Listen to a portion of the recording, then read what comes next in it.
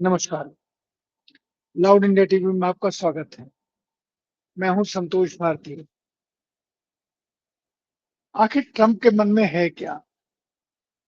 एक बयान देते हैं, फिर बदल जाते हैं, फिर बयान देते हैं, फिर बदल जाते हैं। नेतन्याहू उनकी बात मान नहीं रहे हैं और आज ईरान ने बड़ा दमखम दिखाया है। आज ईरान ने अपनी तरफ से नेतन्याहू के ऊपर प्रहार किया है, अपनी तरफ से, और सारे अरब देशों से कह दिया है कि अब आप समझ जाओ, नहीं संभलोगे तो हम आपको बर्बाद कर देंगे। और उसने अमेरिकी जो नौसैनिक जो बेस हैं, सेना के बेस हैं, उनके ऊपर उसने हमला किया। ईरान का ये कदम अपने आप में ऑफेंसिव है और आज तक ईरान ने कोई ऑफेंसिव लिया नहीं था। उसने ये कहा था कि अमेरिका के हमलों का हम जवाब देंगे। अमेरिका की हालत बहुत खराब है। खराब इसलिए है कि वो न अपने साथियों को संभाल पा रहे हैं, न उनके पास हथियार बचे हैं, न उनके पास कुछ भी बचा है। वो एक तरह से अपनी फेस सेविंग करना चाहते हैं, लेकिन लगता है कि उनकी फेस सेविंग भी नहीं हो रही। इस समय ट्रंप के साथी उनको छोड़ के जा रहे हैं, उनके सीनेटर उनको छोड़ करके दूसरी तरफ जा रहे हैं और इसको लेकर के अमेरिका में बहुत बवाल है। अमेरिका में खुद उसके अंदर ट्रंप के खिलाफ आंदोलन चल रहा है, भयंकर आंदोलन चल रहा है। और अगर ट्रंप नहीं संभले तो उनके खिलाफ ये आंदोलन बढ़ जाएगा और उनके खिलाफ सीनेट में प्रस्ताव भी पास हो सकता है। यहाँ पर एक बहुत ध्यान देने की चीज ये है कि नेतन्याहू चाहते हैं कि अमेरिका उनकी तरफ से लड़ाई लड़े और वो अमेरिका को उस युद्ध में झोंकना चाहते हैं।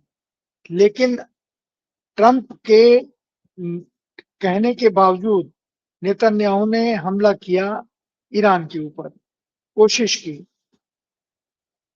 लेबनान के ऊपर जिस तरह से उन्होंने युद्ध विराम का उल्लंघन किया है और ग्रेटर लेबनान बनाने की अपनी रणनीति के ऊपर वो चल रहे हैं, उसको लेकर के आज ईरान के जो डिप्टी नायब हैं या नायब हैं, सर्वोच्च नेता हैं, अली खamenei ने ये कह दिया है, मुश्तबा खamenei ने, कि हम ईरान के ऊपर किसी तरह का हमला बर्दाश्त नहीं करेंगे। और उन्होंने अपनी तरफ से हमला किया है और ऑफेंस लिया है और ये ऑफेंस बहुत खतरनाक है। उन्होंने बैलिस्टिक मिसाइल दागी है, वो बैलिस्टिक जो एक से कई मिसाइल में बदलती हैं और लोगों के बीच में जाकर के उन्होंने जो उनके टारगेट हैं वो उन्होंने आज एक तरीके से इजराइल में विध्वंस हुआ है। इजराइल के यरूशलेम में आज बम गिरे हैं, मिसाइल गिरी है और वो मिसाइल, ये मानता है ये इजराइल कि ये ईरान ने दागी है। और अगर नेतन्याहू नहीं समझे तो ईरान उनके इजराइल के ऊपर, इजराइल को बर्बाद कर देगा, तबाह कर देगा। और यही मुश्तबा खamenei ने कहा है। मुश्तबा खamenei को अब तक ट्रंप कोई उनका वजूद मानने से इनकार कर रहे थे, लेकिन ऐसा लगता है कि ट्रंप इस नतीजे पर पहुंचे हैं कि अब उन्हें खamenei को स्वीकार करना पड़ेगा, मुश्तबा खamenei को उनकी हकीकत माननी पड़ेगी। और यही उन्होंने कहना शुरू किया है कि वो भविष्य में उनसे मिल सकते हैं। मुश्तबा खamenei का अस्तित्व स्वीकार करना ट्रंप की बड़ी हार, और ट्रंप नेतन्याहू को भी गाली दे रहे हैं, मना कर रहे हैं, लेकिन नेतन्याहू उनको घसीटने की कोशिश कर रहे हैं। इसलिए मुझे लगता है इसलिए मुझे लगता है कि अब किसी भी तरीके से ईरान का ऑफेंस, ईरान का हमला, एक तरफ सऊदी में उनका हमला और उनके अमेरिकी जो सेना का बेस है उसके ऊपर, और दूसरी तरफ उन्होंने नेतन्याहू के ऊपर, इज़राइल के ऊपर हमला किया है। ये उनका बड़ा कदम है और ये पहली बार ईरान ने किया है। ईरान ने अपनी तरफ से ये चेतावनी दे दी है कि हम यरूशलेम नहीं, अब पूरा का पूरा इज़राइल उनके उस मिसाइल्स की जद में है, बैलिस्टिक मिसाइल्स की जद में है। और ये जो सीमाएं हैं इज़राइल की, वो समाप्त हो सकती हैं। इज़राइल अब तक मानता था कि वो अजेय है, और वो एक तरीके से जब चाहता था तब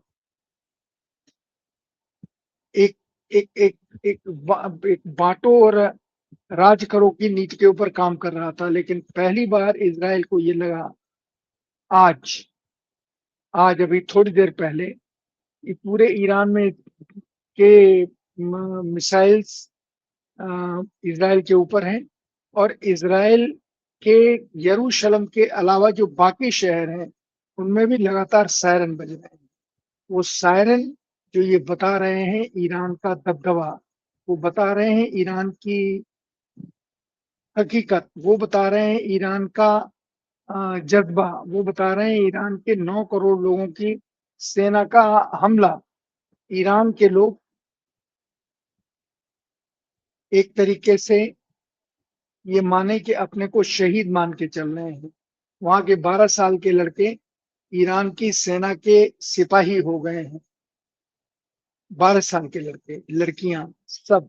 और दूसरी तरफ जिसको हम कहते हैं इज़राइल, इज़राइल में उन्होंने अपनी सेना की संख्या बढ़ाई, लेकिन उनकी आर्मी भी खत्म हो रही है। उनकी आर्मी इस समय बुरी तरह से लेबनान में फंसी हुई है, और नेतन्याहू कुछ भी करें, अमेरिका उनका साथ नहीं देगा, और इज़राइल किसी भी कीमत पर अब अपने को मजबूत होकर के नहीं दिखा सकता सामने। तो ये जो ट्रंप की हालत है, जो ट्रंप अपना बयान दे रहे हैं, जो बयान बदल रहे हैं, वो हमें ये दर्शाता है कि ट्रंप इस समय हारा अपना एक दिमागी तौर पर हारने के मूड में है। उनका ये मानना कि हमें ईरान के ऊपर हमला नहीं करना चाहिए, ये बताता है कि ईरान मजबूत है। और अली खमनेई की डेथ के बाद अ, जो अभी मुशतबा खमनेई है, इनका एक तरीके से दबदबा भी है, उनका वजूद भी है, उनकी लीडरशिप भी अनमैच्ड लीडरशिप है, और वो ईरान के सर्वोच्च नेता हैं। और उन्होंने ईरान में उन सब लोगों को जो अलग अलग थे उन सबको एक कर दिया है। इसलिए इस युद्ध में ईरान की जीत, इजराइल की हार और अमेरिका की हार लगभग तय मानी जाती है। ट्रंप, अब उनके पास चूंकि हथियारों का जखीरा खत्म हो चुका है, उनके ड्रोन जो बन रहे हैं वो इतनी जल्दी बन के तैयार नहीं हो सकते हैं। और दूसरी तरफ बैलिस्टिक मिसाइल्स उनके पास है नहीं। बहुत उनके यहाँ महंगे हथियार बन रहे हैं जो कि उनकी हथियार कंपनियां बना रही हैं। उन्हीं की आपूर्ति जो अमेरिका की है पूरी नहीं हो पा रही, तो दूसरी एक कहाँ होगी। और दूसरी तरफ रूस खड़ा हुआ है।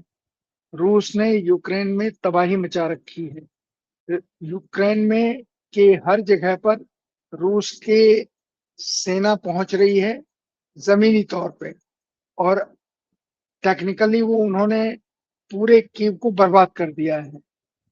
जिस तरह से उन्होंने कीव को चेतावनी दी है कि कीव में सब लोग छोड़ के चले जाएं, खुद अ, खुद वहां के प्रेसिडेंट वो वहां से भागे हुए घूम रहे हैं। जेलेंस्की भागे हुए घूम रहे हैं दुनिया में, अपने लिए शरण मांग रहे हैं। और वो अब कीव में नहीं है। तो कीव में जो रूस कर रहा है, और चीन मैं फिर दोहरा रहा हूँ, चीन जिस तरीके से ईरान का समर्थन कर रहा है, रूस समर्थन कर रहा है, नॉर्थ कोरिया समर्थन कर रहा है, ये एक विश्व शक्ति के भीतर संतुलन बदल गया है और ये एक एशियन ताकत सामने आ रही है। ये बार-बार मैं कह रहा हूँ और एशियन ताकत इस समय दुनिया में अपना दबदबा कायम कर रही है। और अब अमेरिका का दबदबा, जो अमेरिका ने सबसे बड़ी गलती की कि ईरान के ऊपर हमला करके उसने अपनी ताकत नहीं पहचानी और ये माना कि तीसरे चौथे दिन ईरान घुटने टेक देगा। ईरान ने घुटने नहीं टेके और ईरान इस समय अमेरिका को घुटने टेकने पे मजबूर कर रहा है। ये आज की सबसे बड़ी खबर। ट्रंप का सोचना एक तरीके से दिवा स्वप्न था और आज वो अपने को विड्रॉ करने के लिए बहाने ढूंढ रहे हैं, उन्हें बहाना मिल नहीं रहा है। आपने देखा कि विश्व के युद्ध में, विश्व के इतिहास में किस तरह की स्थितियां बदलती हैं, करवटें बदलती हैं, नई ताकतें पैदा होती हैं, पुरानी ताकतें डूबती हैं और अमेरिका जो अब तक महाशक्तिशाली देश माना जाता था, वो एक ईरान के आगे उसने घुटने टेक दिए। आप आज बस इतना ही। धन्यवाद। नमस्कार।